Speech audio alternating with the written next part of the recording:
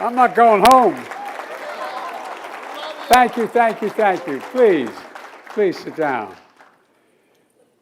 Evan, thank you for your visionary leadership of this organization. Chris, I'm honored to receive the award in your name.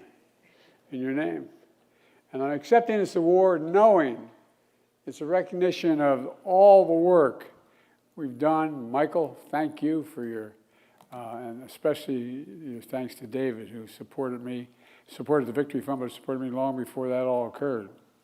Folks, I also want to recognize so many friends that are here today. Where's Mo Vella? Mo, where are you? There you go, Mo.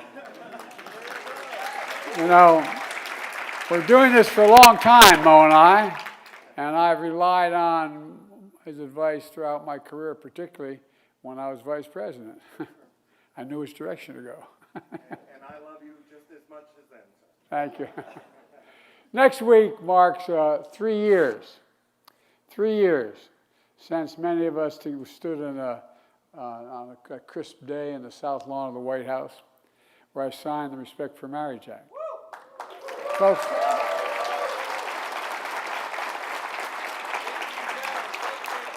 as the ceremony came to an end, the sun began to set. Rainbow lights lit up the portico of the White House. You know, the moment had an air of celebration, but also, quite frankly, for me and many of you, I expect, an air of relief. Finally, through the hard work, faith, counsel, sheer grit of folks like you in this room and so many who came before you, the momentous battle was finally won. Finally. And look, today, though, we know there's much more work to do. And the challenges ahead can feel daunting, particularly in the face of everything we're seeing coming out of this reactionary White House. You know, we're all here today for the same reason. It's all because we believe in the power of our democracy to pull the nation together. You know, our worst moments, actually, we're the only country in the world that's gone through every crisis and come out stronger than we went into the crisis. Every time. America's the only country also is founded on an idea. We're unique, not a joke. It's not just, America. It's true. We're the only country founded on an idea. Every other country in the world is founded on geographic boundaries, religion, ethnicity. But we're an idea. A strong idea.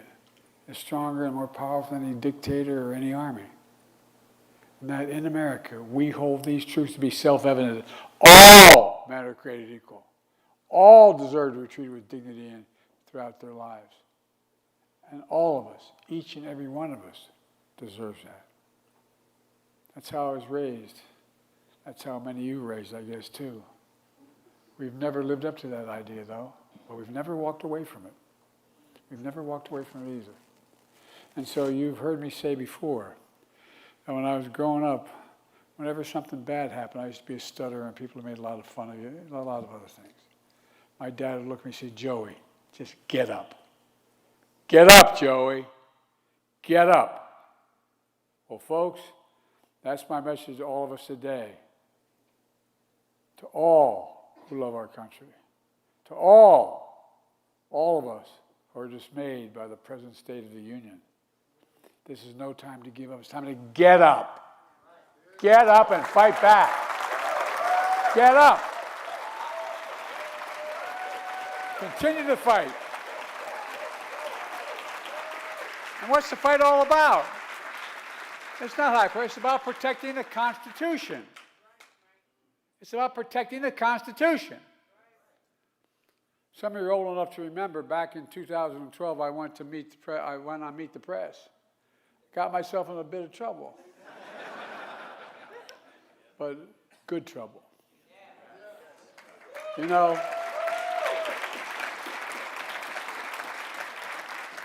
I just couldn't remain silent anymore. We had this whole plan to let things, anyway.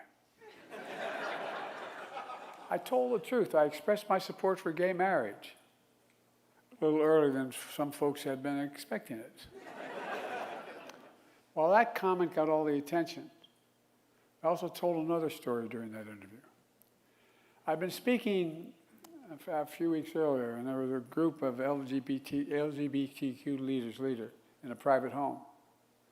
And during the Q&A period, and I was in that home, a gentleman stood up and said, "Mr. Vice President, let me ask you a question. How do you feel about it? How do you feel about us?" That's the way he said it. I turned to the gay couple who owned the house. I looked at both of them. I said, "What did I do first when I walked in the door of your home?" And they both said, "You walked right up to our 2 children." And I turned to the person asking the question. I said to those children, "I wish every American," I mean this from the bottom of my heart, "I wish every American could have seen the love in the eyes of these 2 young boys for their dads. It was palpable. You could feel it. Because if they did see that, they'd never have any doubt about what this is all about." Folks, a lot has gotten lost in all the noise with terms like DEI and being weaponized and people's basic identity turned into political football. Right now, in no small part because of the vitriol of this in our national debate, there are young people sitting alone at home as I speak, literally, behind closed doors, scrolling through social media, staring at the ceiling, literally wondering whether they've talked, you are, and I've talked to many of these young men and women, wondering whether will they ever be loved, will they ever marry, will they ever have a family, ever truly be accepted for who they are. So my message to young people is this: just be you. Be who you are. You are loved. You're heard, and you increasingly understand you belong. You belong, you belong, you belong. I mean it. Things are changing. Folks,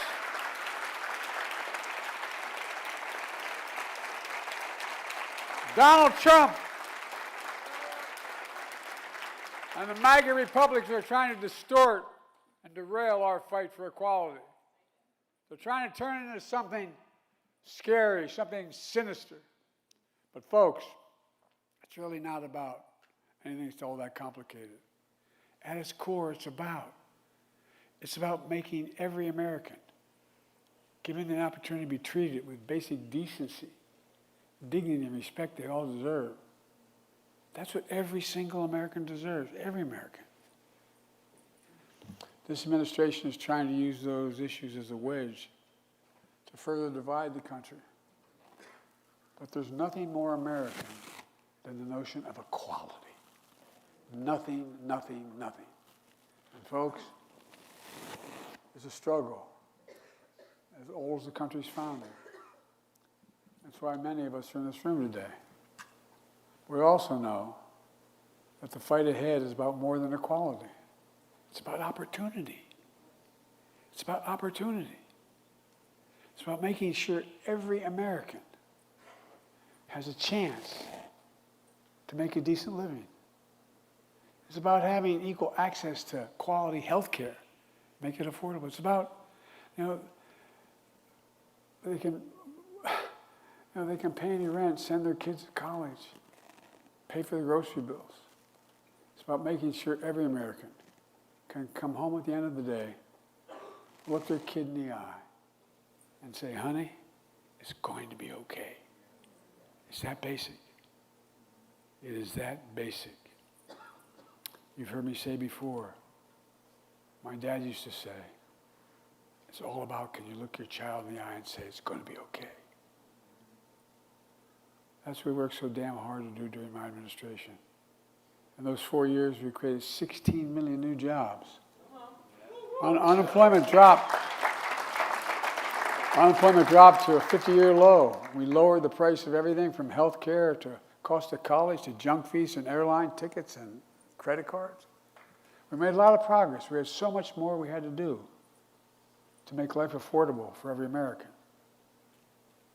And it's this work that's motivated so many of you to step up, put your name on the ballot, and run for office. LGBTQ candidates across the country running not only to ensure equality for every American, but also to ensure that every American has access to opportunities they deserve. I want to thank those of you who are willing to put yourself on the line, willing to subject yourself and your families to the public scrutiny and the attacks that sure will come your way in order to make life better for every American. It's going to take character. It's going to take courage. So please join me today in thanking all the candidates elected to office here today, and please stand up, candidates. Stand up. Thank you.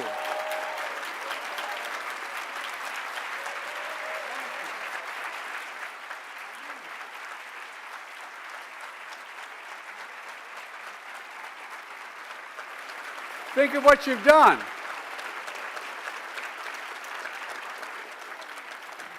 I know I look like I'm only 40 years old. I know that.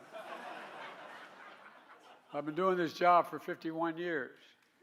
If I made that same comment in this room, and I've spoken in this room that many years ago, made that same comment in this room 50 years ago, 30 years ago, 25 years ago, I've been thrown out of here. Not a joke. Well, when I took office, I promised to have an administration that looked like America. I've kept my promise.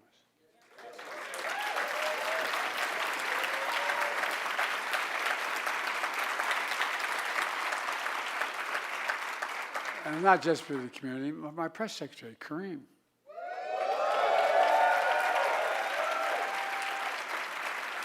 My head personnel, Goodman, is here. I don't know if he's here or not. There you are, man. Stand up. Oh, I see Kareem. There you are.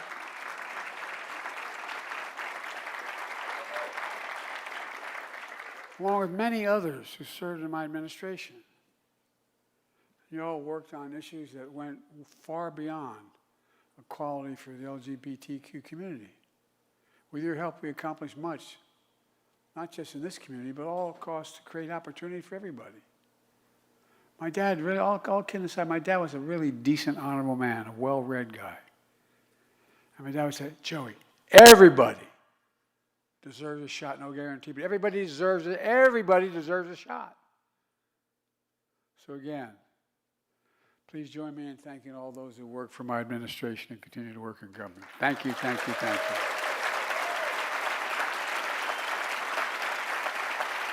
Let me close with this. Sorry, I'm taking too long here. I apologize. Folks, America's not a fairy tale. For 250 years, there's been a constant push and pull, an existential struggle between peril and possibility. We're not guaranteed a fairy tale ending, but I believe the America of our dreams is always closer than we think. I know I'm characterized as an eternal optimist, but I am. You know, my friend, Congresswoman Sarah McBride, what a kid. She used to work for my son, Bo, who passed away because of what happened in Iraq. He was Attorney General. She worked for him. And he used to have to protect her, go out of his way. Well, she wanted to be here today, but she's giving an important speech at my alma mater, the University of Delaware. You know, Sarah talks about, quote, doing the hard work of persuasion. And in these times, which can be dispiriting and even hurtful, Sarah says, hope. I'm quoting her, hope is a conscious choice. You have to summon it. You have to summon it. It's not automatic. Friends, we are one of the only countries in the world that time and again has come out of every crisis stronger than we entered into that crisis.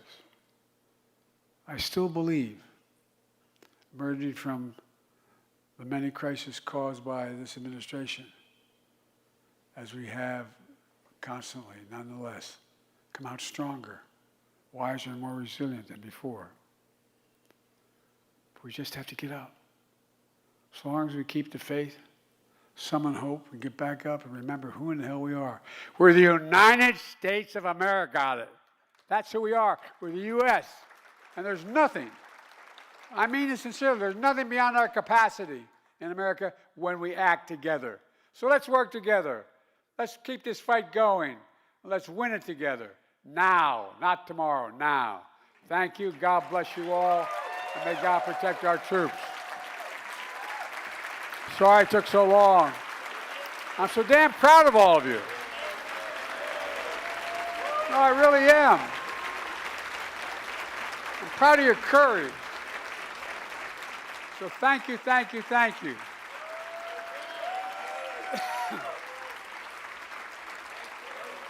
Every time I'd walk out of my grandfather Finnegan's house in Scranton, he yelled, "Joey, keep the faith." My grandmother, "No, Joey, spread it. Let's spread it." Thank you.